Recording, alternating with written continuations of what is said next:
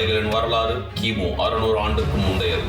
இந்திய மாநிலங்களான தமிழ்நாடு மற்றும் கேரளாவின் சில பகுதிகளில் சங்க காலம் முதல் இது பயனில் இருந்ததாக வரலாற்று சான்றுகள் குறிப்பிடுகின்றன.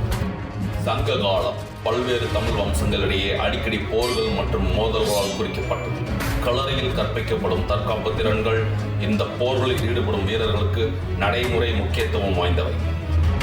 சங்கத்திற்கு பிந்தைய காலத்தில் சேரர்களும் சோழர்களும் களரி அடிமுறை எப்படி ஒரு நடைமுறையாகவும் போர் நுட்பமாகவும் ஏற்றுக்கொண்டு வளர்த்தார்கள் என்பதை காண உங்களை 1000 ஆண்டுகள் பின்னோக்கி அழைத்துச் செல்லப் போகிறோம். இந்த ராஜ்யங்கள் அடிக்கடி இராணுவ மோதல்களில் ஈடுபட்டன. மேலும் களரி உட்பட தற்காப்பு மரபுகள் தங்கள் பிரதேசங்களில் பாதுகாப்பு மற்றும் விரிவாக்கத்திற்கு அவசியமானவை. ஒரு தற்காப்பு கலையாக களரியின் பன்முகத்தன்மைக்கு பலவிதமான நுட்பங்களுக்கு முக்கியத்துவம் அளித்தது. மஞ்சள் நிறத்தில் சேரர்கள் தங்கள் வில் மற்றும் அம்புக்கொடியாலும் சோழர்கள் சிவப்பு நிறத்தில் உள்ள புலிக்கொடியாலும் குறிக்கப்படுகிறார்கள்.